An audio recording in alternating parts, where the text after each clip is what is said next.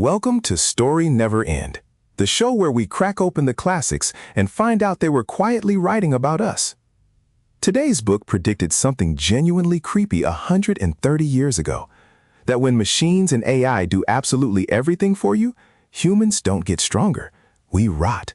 We turn into a species of beautiful, useless pets. Oof, strong open. And that's just the appetizer. The real horror of this book is how it flips layer after layer until the last one makes your blood run cold. Okay, let me throw out the 2026 version first. Picture a future where AI and automation are so perfect that the upper class never has to do anything. No work, no thinking, no stress.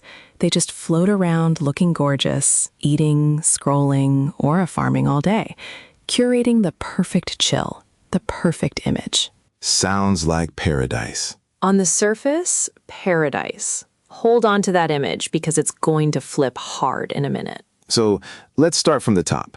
The book is The Time Machine by H.G. Wells, published in 1895, one of the founding texts of science fiction. And it doesn't open in the future. It opens in a very ordinary Victorian living room at a dinner party. A dinner party? A scientist, the book only ever calls him the time traveler, gathers his friends to tell them something insane. He says, "You've all got it wrong. Time is just a kind of space." He says there are really 4 dimensions, 3 which we call the 3 planes of space, and a 4th, time. There are really 4 dimensions, 3 we call space, and a 4th, time. Okay, that part I get. Length, width, height, and then time. Right. And he argues if time is a dimension, then in theory, you could move back and forth along it, just like you move through space. He even pulls out a little model, presses a lever, and it vanishes into thin air. Do the friends buy it? Of course not. They think it's a magic trick. But the next week, the time traveler staggers into dinner, filthy, limping, and tells a story nobody can believe. He actually went to the future, 802,701 AD. 800,000 years? What's left of Earth? The first thing he sees is a huge white Sphinx statue, and then people. They're called the Eloi. What are the Eloi like? Beautiful, small, graceful, innocent, like 4-year-olds.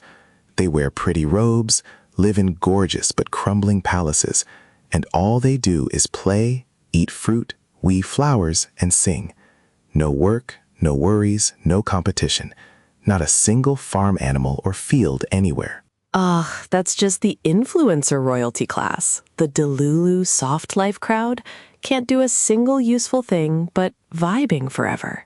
And at first, the time traveler is thrilled. He thinks humanity finally did it. He makes his first guess.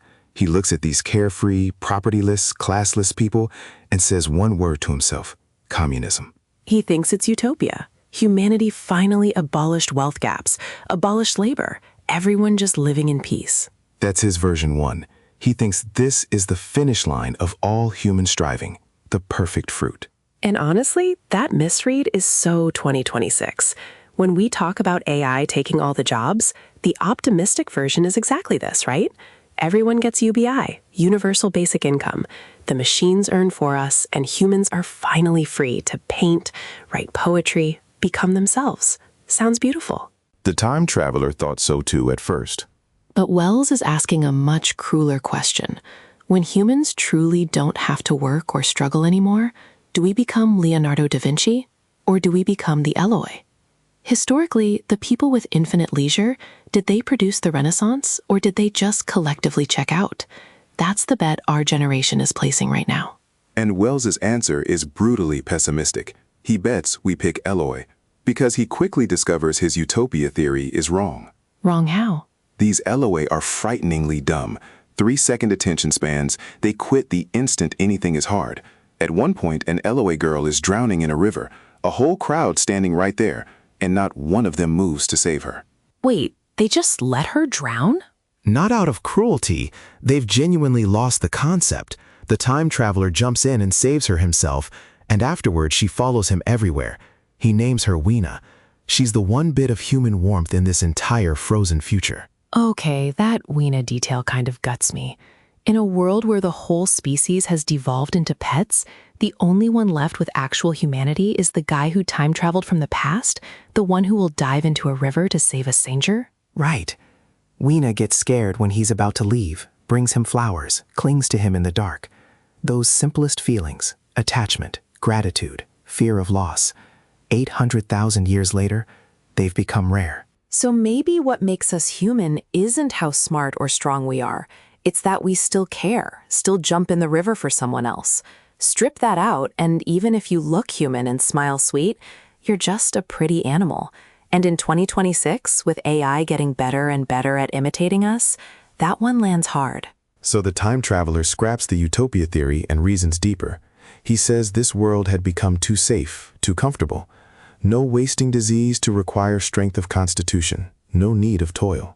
No disease demanding a strong body, no need for labor. Okay, so? And then he says, in a life like that, what we should call the weak are as well equipped as the strong. The ones we'd call weak are just as well off as the strong. Oh, I get it. When the environment is so perfect that effort isn't required, the ability to make an effort just atrophies. No challenge, the muscle shrinks. No problems, the brain shrinks too. Comfort is a slow poison. Exactly. The Eloi were killed by being too comfortable. Their ancestors engineered the world to perfection, so the descendants never had to struggle. And generation by generation, they devolved into gorgeous idiots. Intelligence, strength, curiosity, courage, use it or lose it, all lost. And here's the thing, the decay is painless.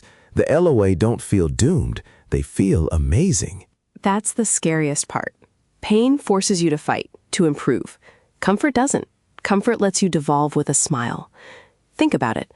How many people now can't get 3 kilometers without GPS? Can't do double-digit multiplication without a calculator? How many kids raised on tablets can't hold attention past one short video? And every time it happens, we all just think, wow, so convenient. This is so 2026, it hurts. Navigation remembers the route. AI writes for us. The algorithm decides what we watch, and even who we love. Everything is handled for you. So one day, do we just stop being able to think? The whole species could end up 404 coded, totally clueless, missing the point of its own existence. But let me push back for a second. Making life easier with tools, that's the whole point of civilization, isn't it? We don't have to start fires by hand or memorize a phone book anymore, and that frees us up for higher things. The problem isn't using tools. The problem is the energy you save, do you spend it creating or do you spend it vegging out? That distinction is everything. Same AI drafting your email. One person uses the free time to tackle a harder problem, another just powers their brain off. Same tool. The fork is the human. The LOI tragedy is that an entire species, collectively, chose to power down. Whether a civilization devolves doesn't depend on how strong the tools are. It depends on whether, after the tool saves you the effort, you still choose to put effort in.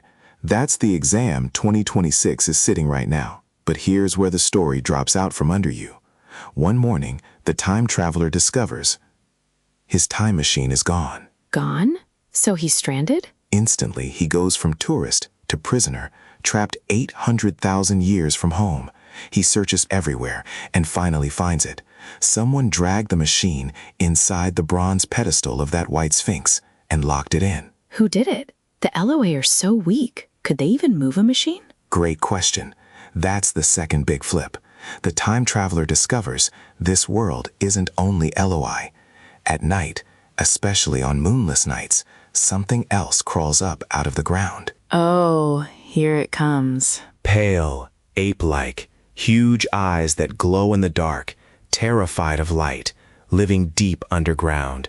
He calls them the Morlocks. The surface is dotted with these well-like shafts, and from the bottom comes the dull throb of machinery. It turns out the entire surface world, the food, the clothes, the upkeep, is run by these underground Morlocks. The workers down where you can't see them, quietly keeping the whole system alive. You know what this reminds me of?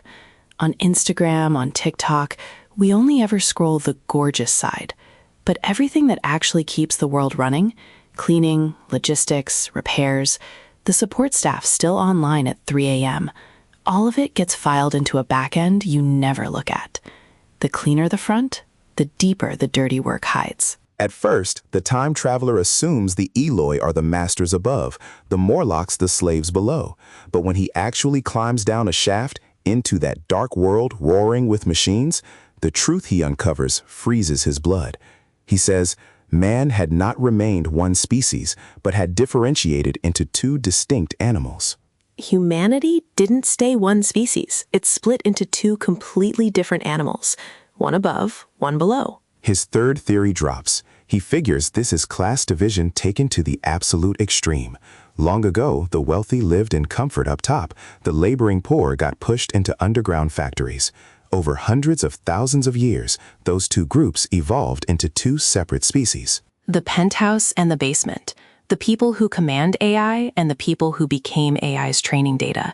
The gap grows so wide, they become two different organisms. Class made hereditary until it's literally genetic. That parallel is savage. And this still isn't the deepest layer.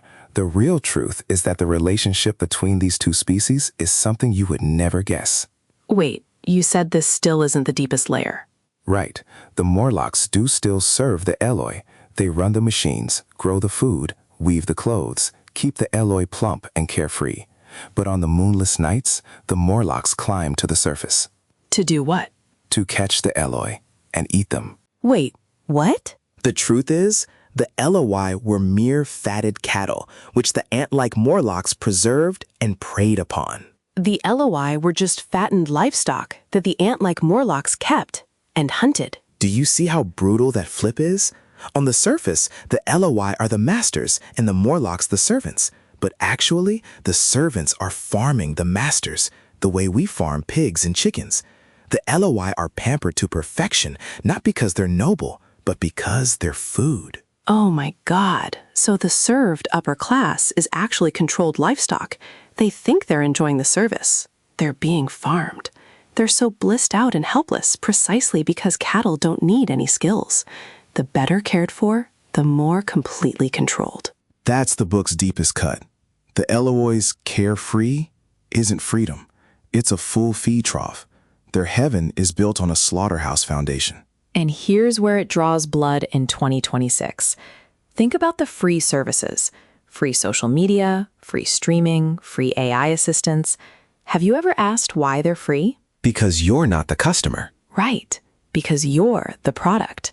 Your attention, your data, every click, harvested, packaged, sold.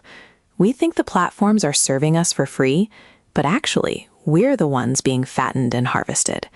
We're the Eloi. The platform is the Morlock, keeping us glued to the screen, unable to leave, and then, in a back end we never see, eating us one bite at a time. And just like the Eloi, we've almost lost the ability to resist. Tell someone to switch off their phone for one day and watch how many can't handle the anxiety. Farmed until you can't even run, until you don't even want to. That's the highest form of captivity. The fence you build for the livestock isn't iron, it's pleasure. The animal doesn't even want out. And you know, there's this whole 2016 nostalgia wave right now, people flooding back to how the internet felt before the algorithm, before the curated feeds and the performance pressure. That's the Eloi waking up for 1 second and feeling the fence. To get his machine back, the time traveler, with Weena, explores deeper. He reaches a place the book calls the Palace of Green Porcelain. What's that? A vast, abandoned museum, packed with humanity's past. Technology, machines, books, specimens, all rotted, rusted, crumbling to dust. It's the tomb of humanity's once glorious intelligence. Inside, he finds matches and camphor, and in this devolved world, those become the most powerful weapons there are. A museum of what humans used to be able to do. That image is terrifying, and it's so us. The day we outsource all our skills to AI, will the libraries, the crafts, the knowledge become a palace of green porcelain too, that nobody can read? And here's the most ironic part. The stuff in the Palace of Green Porcelain isn't broken. The knowledge is all still there. The books are all still there. The problem is, nobody can read it anymore. Oh, that's the key. The knowledge didn't disappear. The ability to read the knowledge disappeared. It's like storing 10,000 books on a hard drive when you've forgotten how to read. Then how is that different from a rock? We frantically upload everything to the cloud, digitize the archives, and think we've preserved it forever. But if one day nobody has the ability or the patience to understand it, then what you've preserved isn't knowledge. It's the grave of knowledge. The Eloi sit on top of the entire achievement of human civilization and can't even work a match. Will we hit that point too? Surrounded by the most powerful tools ever, and not one person actually understands how they work? Power glitches, the network drops, the AI goes down, and society just seizes up because the people who could fix it have gone extinct. Once an ability is collectively outsourced, you don't get it back. The story's climax is a forest fire. The time traveler tries to use fire to scare off the light-fearing Morlocks, but it rages out of control into a sea of flame. In the chaos, the dark, the swarming Morlocks, the inferno, he loses Weena. The one little girl who was kind to him. Yeah, that's the extinguishing of the last bit of human warmth in this story. Finally, after everything, he claws his machine back, jumps on, and flees into the future. But he doesn't go straight home. He does something else. He wants to see what the end of all this actually is. He pushes the machine forward, further, further. He goes to watch the death of the Earth. Right. And this section is the most underrated and most devastating part of the whole book. He races forward, millions, tens of millions of years. Is there any life left on the surface? He stops. The sea is dead, still, dark red. On the beach, he sees something moving slowly. He says, "Then I saw the thing was really a monstrous crab-like creature." A crab the size of a table, many legs creeping, great claws swaying, long antennae waving like whips. That is the last life on the beach at the end of the world.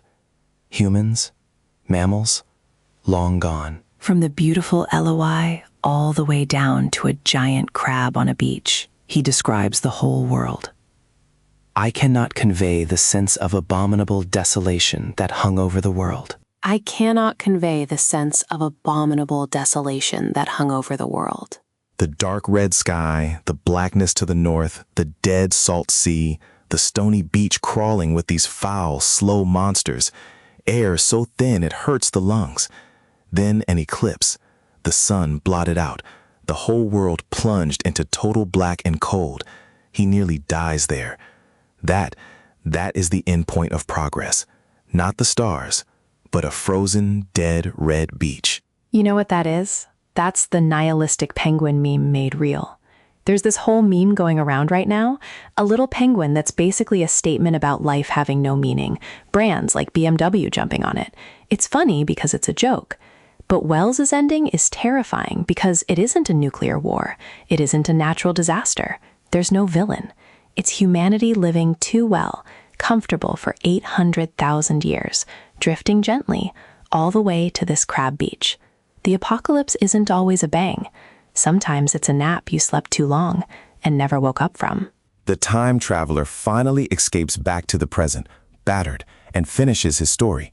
And all he feels is an enormous grief. He says the heaviest line in the book. I grieve to think how brief the dream of the human intellect had been. It had committed suicide. I grieve to think how short the dream of human intelligence had been. It had committed suicide. Suicide. He explains, human intelligence set itself steadfastly toward comfort and ease, made safety and permanence its highest goal, and then it actually achieved them. The price was the Eloi, the Morlocks, the crab on the beach. Humanity wasn't destroyed.